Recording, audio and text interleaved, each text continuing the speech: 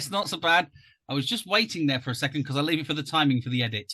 But keep that under your hat. Don't let the viewers know that there's a magic behind this that happens. Motherfucker's the word. Yes. Yeah. So, All right then. Are you happy that we've got a new prime minister? oh, yes, I think ecstatic. I don't know. No, I like your poem about it. I think your poem summed it up perfectly. I think, yeah, it's one of those. I just noticed actually I got a big pile of A4. This looks really messy today. I haven't even tried to tidy up. That's how much I cared about the new prime minister coming in. I'll care if she actually manages to do so. I mean, freezing energy prices is what they're saying. Freezing energy prices £500 higher than they currently are that are causing people to starve. I think I like the idea of freezing pensioners. It's just, yeah. Yeah, I think it, maybe. I don't know. I know. I'm absolutely certain that within 12 months the fracking question will be coming up again. Yeah. She's put that Rees Mogg in charge of not fracking, and he loves the stuff. So yeah, he does. He's a disturbing individual, really. Yeah. He's just, I don't know. I didn't even think he exists. With all of the 18th and 19th century horror that we read on here, he should be our poster boy, really. He really should be. We should have him. If you photoshopped his image next to H.P. Lovecraft and Edgar Allan Poe and H.G. Wells, he would actually. You'd think the photograph was taken. Yeah, they all have that kind of similar look about them. You wouldn't even have to take the colour out of it because he's black and white as he wanders around. He just walks around in black and white. I mean, you could put him in images next to something like Jack the Ripper and next to, as you say, Lovecraft, next to any of these old stories, and he would just, he would fit. You wouldn't think they were separated by 100 years, basically. Well, I was talking to a colleague the other day who she was saying that one of his children, and I think it was one of his children, was called Septimus. Right, and she was saying that was because he was the seventh child. She sort of like said to me, "Do you know why he's called Septimus?" And I'd said, "Because the parents haven't been reported to social services."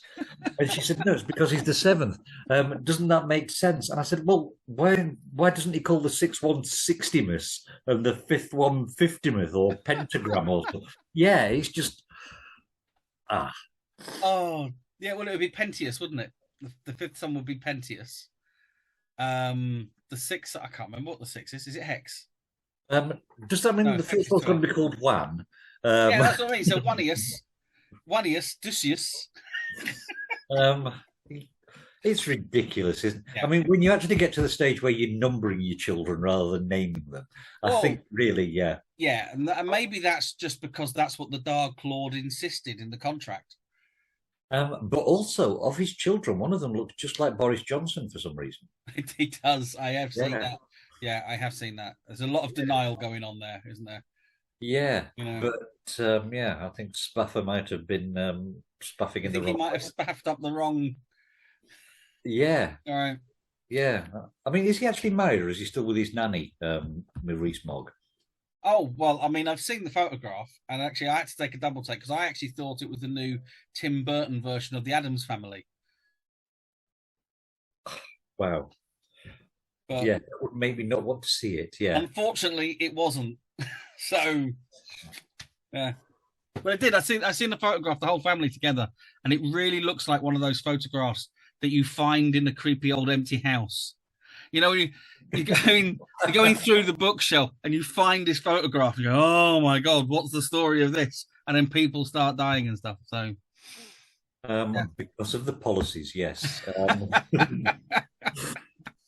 Biting satire, yeah. The haunted Houses of Parliament. But we've not gone that far back this week, have we? We've gone back to, well, I'm going to ask you actually, because it's your synopsis this week. So, Ash. Yes. Oh, dearest Ash, what have we been reading this week? This week we have been reading one of my favourite short stories from one of my favourite writers. We've been reading the Boogeyman or Boogeyman. Which are we calling it? Boogeyman, Bogeyman? Well, I always refer to it as a bogeyman, and I have a little treat over here, even though it is spelled there. It's spelled boogeyman, Right. which is how the Americans say it. The Americans always say boogeyman, but I was brought up with it being the bogeyman. Boogeyman, right? So we'll stick with Boogeyman.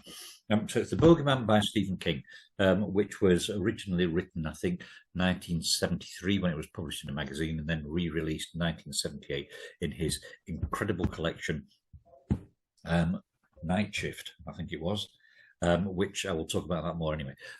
So Boogeyman. Story takes place in the office of Dr. Harper, a psychiatrist, where a man named Lester Billings talks to the doctor about the murders of his 3 young children, describing the events of the past several years.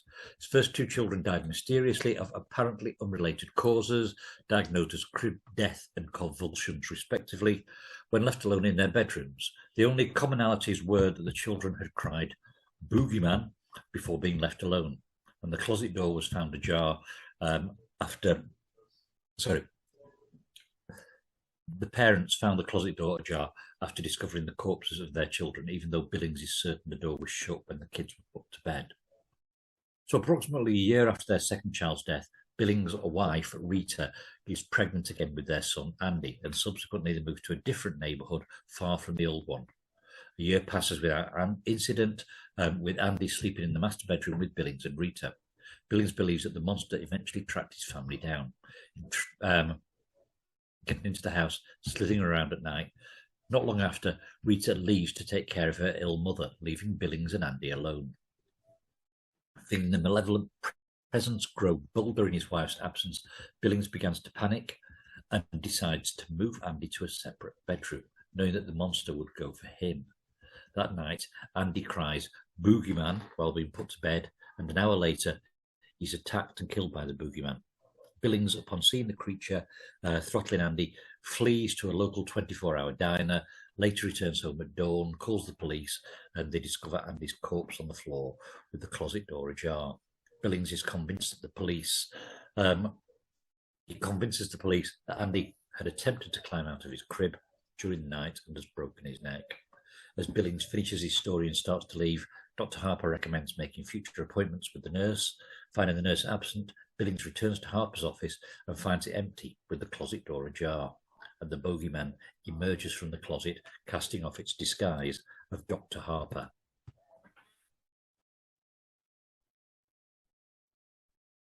What did you think to it? I absolutely adored it. Had you read this one before? Yeah. It's one of those. It was long in the back of my memory, and as it was coming out of my memory and its telling, I was just getting more and more excited because it's almost like the consummate scary story ending. It's just perfect for that. And because we've been reading so many old stories and realizing how much it bleeds through, it has so much of the old Victorian stories about it, yet so modern in the way that it's told. And the ending is exactly what we've been complaining about the others not being. When they kind of fluff it out a little bit and it ends up not being an actual monster, or they could have come back and got him and we didn't get that return of the horror. The end of this one absolutely nails it. You can see it as the last panel of a scary comic book, just seeing him taking the skin off. Oh yeah, I loved it. I mean, I'm a big fan of Stephen King, as you know. I'm also someone who goes for the cheap shot and goes on about his endings at times. But his short stories are just magnificent, and the pacing and everything about it is just great. Yeah. I ended up listening to. I've still got a couple of stories to go in it, but I've been listening to the entire collection before I got the one audio book, and they are just so brilliant. And one of the things that you notice as you go, I read these stories when they first came out, and I've probably read them maybe a dozen times over the years since then, because they're just masterfully crafted. The one that precedes this in the book is called The Mangler. Oh, yes. You like that one? Oh, I see. I have read the collection way back, probably early 80s, right? But not since. And so, the film, The Mangler, was bloody marvelous, and it just reminds you of all these short stories that you keep reading. The Mangler, what a story! Yeah, it's lovely, isn't it? And so I'm just and the one after it is called Grey Matter.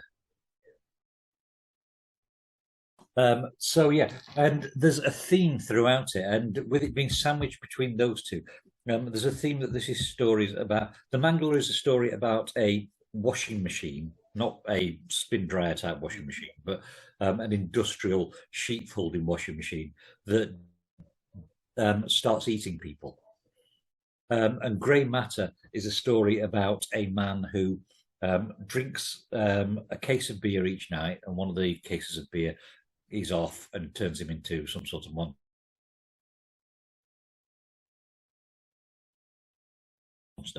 And the reason why I'm giving this is that there is a theme of working class, working individuals throughout these stories. So you've got people who actually work in a wash house, which I know Stephen King did for whilst he was writing out his first novel. I know that he enjoys a beer or two. And painkillers. Yes. Which he probably needs after you get run over by somebody who's not driving properly. You probably need one or two paracetamol at least. Yeah. Yeah, he actually enjoyed them quite a bit in the early 80s as well, apparently.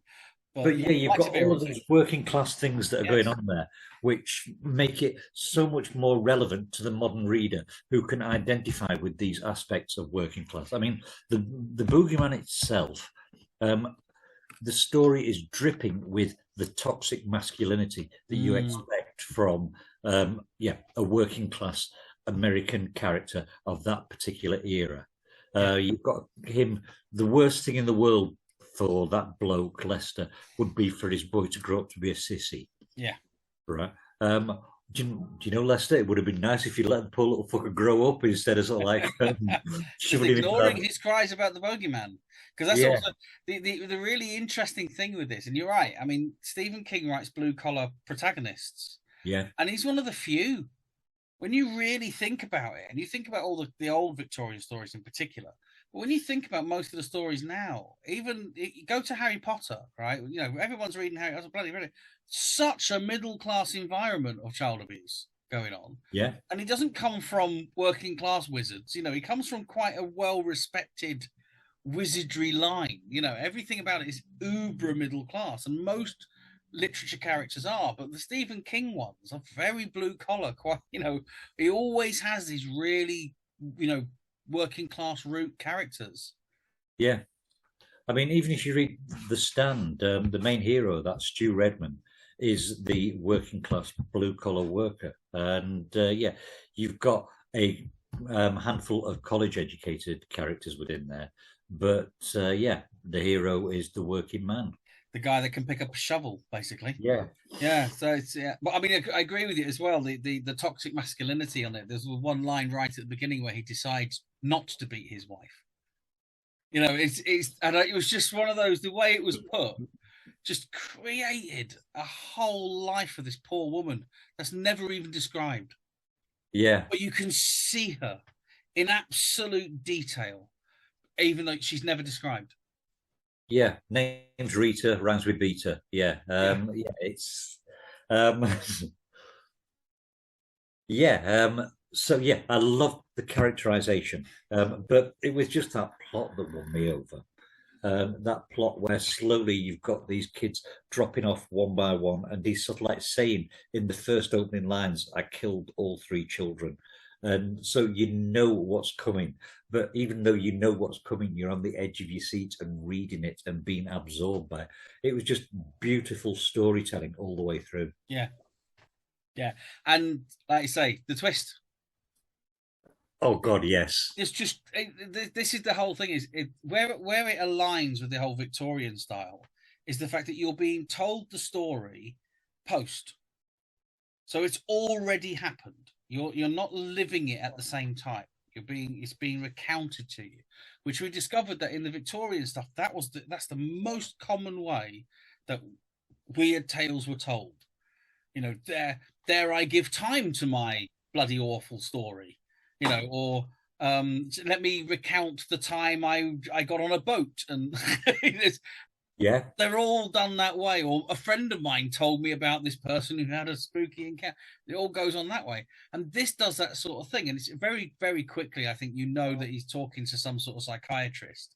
But you are asking questions. The beautiful thing is he layers the questions, because you're sitting there going, so has he been arrested and he's been spoken to a psychiatrist in a prison?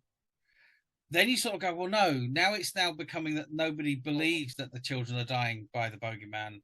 So who's he talking to now? He's obviously talking to a psychiatrist, because there's that moment, isn't he, where he goes, I am going to tell you what I did, but I'm not going to do it for you. Yeah. Because you asked me. I'm not going to do that. I'm going to do it for this. And there was all that reasoning going on. So he's trying to figure out exactly where he sat whilst he's telling the story, whilst taking into account. And then you have that wonderful idea of, is it really happening? Because that this is an insane mind that's talking at the moment, and it's no wonder it's an insane mind. He's been driven to the actual, edith of his sanity. But that whole moment of you sitting there going, so who is, you're absolutely certain there is a bogeyman now. And then when he walks back in and you see the door ajar, you think that's it. You actually do, because it does a double whammy on the end, because you do the whole, oh shit, the fucking doctor's been eaten by the bogeyman now. It's following him. It's just taking everyone he's got, and then looking in, and it is the bloody doctor. It was just, yeah. It's exactly what I want from short horrors. I mean, was it about half an hour? Yeah, about that. I mean, the version I listened to it was 35 minutes, including page turning. Right. Yeah, the version that's actually on the reading list on the site, there are moments of pausing for the page to turn. But he does a very good job, and he actually does. There was a moment that made me jump, even though, I tell you what, Stephen King does something which I'm not going to say I don't like it. I find irritating in writing, and that is exclaiming how someone has said something after they have said it. And I know it's a very easy way to write, but for someone like me that has to read every single word, I quite often do the "get out." He screamed. Oh, get out. So I miss how it's supposed to be said sometimes. Or get out, he screamed. Get out, in a Scottish accent. Well, yeah. But the guy that read it had obviously read it previously, or he had that ability to read ahead. Yeah. Before reading out, which is that sight reading type thing. So he got all the inflections really well. So even though there's lots of pauses, I thought he did a really good job at bringing it across, and did actually make me jump. And it's like, that's something Stephen King is amazing at. He is the only author that has ever made me cry twice just by reading, right? And he's the only author that has ever really made me jump whilst reading. Most of it, I feel terror.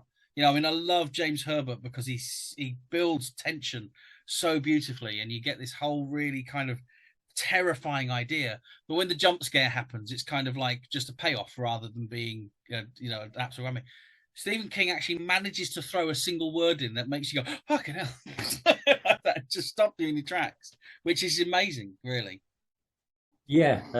It's a brilliant collection. I was just looking at my copy here, and this one, it's sort of like got the introduction narrated, and it's got the preface narrated, because that comes from somebody else. But you've got Jerusalem's Lot in there. You've got Graveyard Shift, which is about a game in a mortuary, isn't it? No, it's actually set. I think it's in sort of like a laundry. Right. Laundry that's got a rat infestation, and people are employed to get rid of the rats.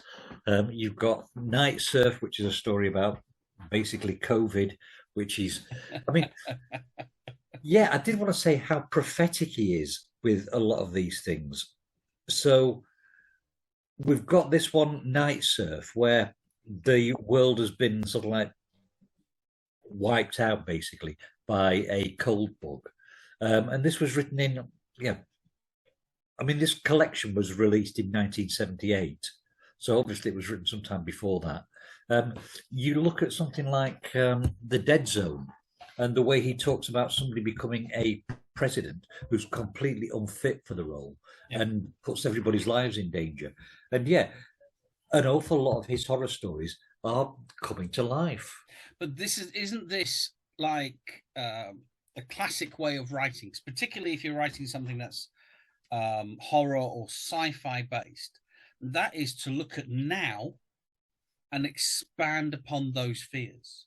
So if you look at, I mean, so I wrote the story Mince Pies, which was my thing about apps, right? And not the app itself, but how people react to apps and become pretty mindless at the idea that they think apps are so clever that they can't think that they're ever wrong, you know, that kind of idea. Yeah. And all that is looking at what people were posting about apps. You know, now there's an app for this, there's an app for that. And the one thing that really triggered me was I went out for a meal with 3 friends. One of them got out an iPhone in order to use his bill splitting app. And isn't that just a fucking calculator with a divide button on it? You know, but it's a bill splitting app and it does it so much better. Right.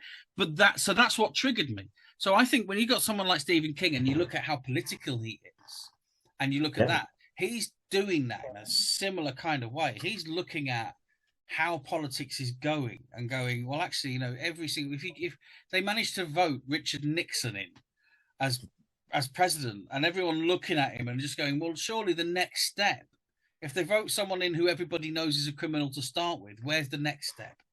And so you can see where that happens. I mean, Charlie Brooker did it, didn't he, with his pig fucking prime minister on TV, on reality TV. Yes. It's something that seems like it's actually predicting the future, when actually all it's doing is just kind of going for an inevitable outcome, really, if you just take everything on a scale. We always knew, this is one of those things about the pandemic. Whatever way any government treated that pandemic was not going to be the right way to do it, because they happen infrequently, but it was going to happen. It was on the list, the doomsday list of things that are most likely to wipe us out. And a pandemic virus is one of those things on that list. You know, so that's always been there. And it's what's his face? Michael Crichton wrote The Andromeda Strain, you know, which was that's a fantastic, you know, concept. And he's not a scientist. He could just see that these are the dangers, you know. We're going to get hit by a meteor at some point. That's going to happen. And it's you know, I think it's fascinating how writers, because of the cognitive thought, because of the leaps of creativity, it's not, what do they say? It's like science fiction informs science more than science informs science fiction. Yeah, that makes sense. Yeah. So that's just because we sit there and go, what if we invented a robot that did this? Right, with no thought about it, and then some young oik reads it and goes, that's a brilliant idea. I'm now going to learn how to be scientist so that I can build that robot.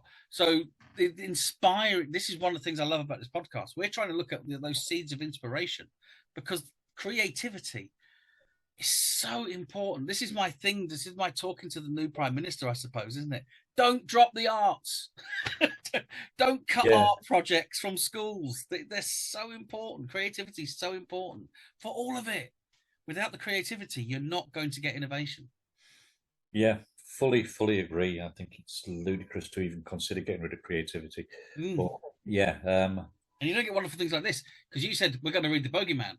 I thought, no way have you read The Boogeyman by John Wagner and Alan Grant, right?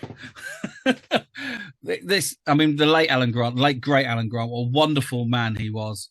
And John Wagner, who is just the most incredible writer, who once entered a writing competition, entering 3 stories with 3 non-diplomes, and came first, second, and third. Wow. Such an amazing writer. That's one hell of an achievement. Isn't it? Yeah, because Charlie Chaplin entered a Charlie Chaplin lookalike competition, and I think he came third. It happens so often. Yeah. Happens so often. But this is a wonderful. You'll love this book. Actually, this is my signed copy. Usually, but this is about a guy that has schizophrenia and believes he is actually Humphrey Bogart, and breaks out of a loony asylum to go and actually try and solve a crime. It's very funny.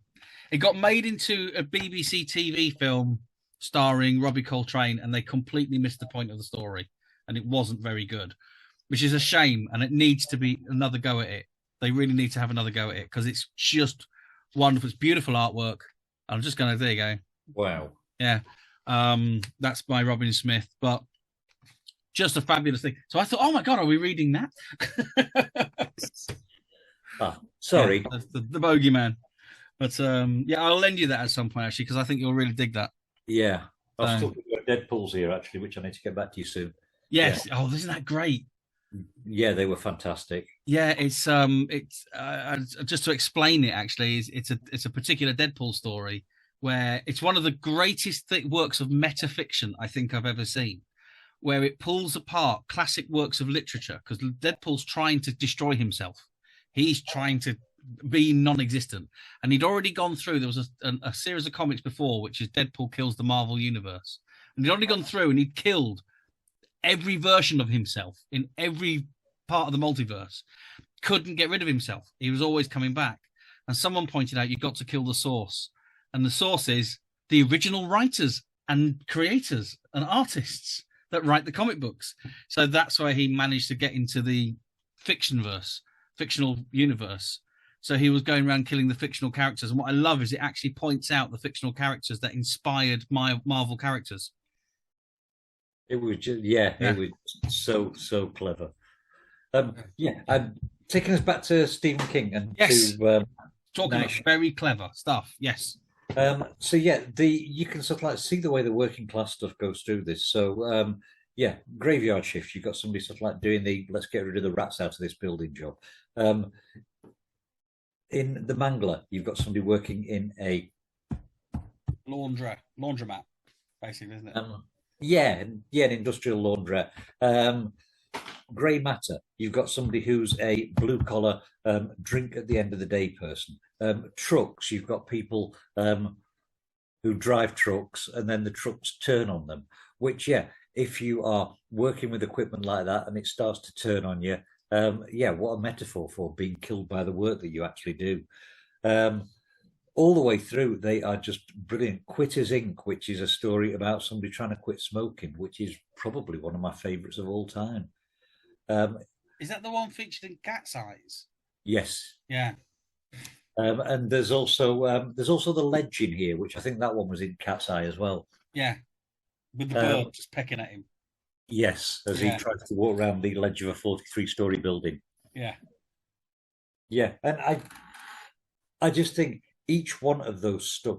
No, not each one of those stories. I'll be absolutely honest. There's a couple in there that don't work for me. There's ones like the last rung on the ladder, boring. Woman in the room, that was just gross and unpleasant. But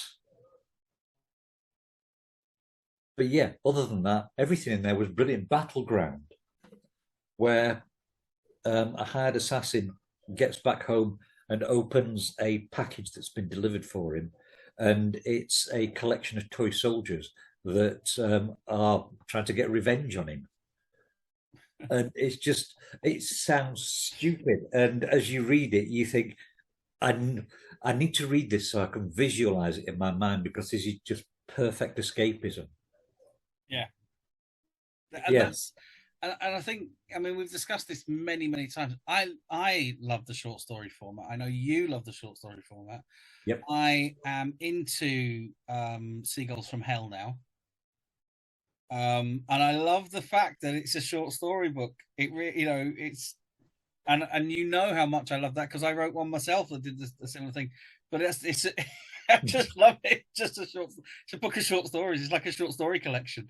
But the thematic way that you've put it all together is just great, and it's you just have great license to just not have to have anything. You can be really clever, like with this one, right? Like with Boogeyman, it's a lovely small idea that has really big, implications.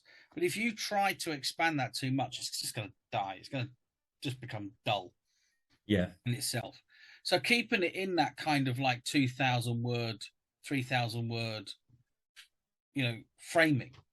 It just means you can jolly along at a great pace, and you can really get the tension running, and not have to be overly flowery and all that kind of stuff. And I say, and that's what I was reading. I'm right at the start of the book at the moment, so I'm on to Punch and Jody, which which is, it's just one of those things, and that's what I'm going to say. It's what Stephen King was doing at being prophetic, and it's what Uri Geller did when he actually wrote a short story. And I tell you what, if we can find it, we should read that short story. Shut the front door. Uri Geller's written a short story. He wrote a short story. It might even be a novel now, but he wrote a short story about a TV company that did a game show where the prize was a child for childless couples. And he found it, he came up with the idea, and I'm sure he wrote the short story for it, and he put a worldwide copyright on it to make sure that nobody could actually do it, because he felt that the idea was so appalling that some TV company was going to do it one day. Wow. Yeah, if we can find that one, that might be. We'll have to have a look if we can find that. I'll tell you what I'm going to do, because there's a friend of ours, Mr. Russ Brown. Right. He's personal friends with Uri Geller. So I'm going to ask, okay, you know me, Ash, you know the way I have stupid thoughts. I go, I wonder if we can do that. I'm going to see if I can get Uri Geller on this podcast to discuss his show. I'm going to send off the message to say, can we do this? Can we read your story? And will you come on and discuss your story with us? How mad would that be? That's levels of insanity that, yeah. If I pull that one off, that's going to be one of my best ones yet. Yeah, and if that happens, I will buy the new forks that we need. We will do it. We will see if we can get Uri Geller on. Oh, that'd be hilarious. That'd be so funny to do that. Yeah. So yeah, brilliant. Right, well, we'll do that then. We'll go that way. But because I'd love to get Stephen King on, but I don't think I can get. I haven't found my 6 degrees to him yet. No, and yeah, that was another thing, wasn't it? Today, yeah, today we discovered sadly Peter Stroud passed away on Sunday. Oh no, I didn't know. Yeah, passed away on Sunday. Yeah, which is incredibly sad. Yeah. Yeah. Oh well. But like I say, there's been a fair few recently, hasn't there? So yeah. We're having another. I think they call it the second 2016 or something like that. So I can't remember when the year was. It was the year David Bowie died, and there was like a whole swathe going through. So we're going through another one of those at the moment, because Delaney as well died, didn't he? The guy that wrote Spook's Apprentice and all the Spook programs. Yeah, he died recently. Yeah. Bloody hell. So I always remember the weird thing about Spook's Apprentice is my friend bought it. We were over in America, and she wanted to buy a book in America. So she went in, she found a Spook's Apprentice and thought it was a bit Harry Potter-esque and all that. I said, I'll have a read of that on the way home. And I'm reading it on the plane on the way home going, that's Polton. That's in Cleveland. What is this? And then I found out he actually lived where I live. So all the way to America to buy a book about a hometown, Bloke 3 doors down, yeah. So yeah, that was quite a cool one. So yeah, but Stephen King, wonderful.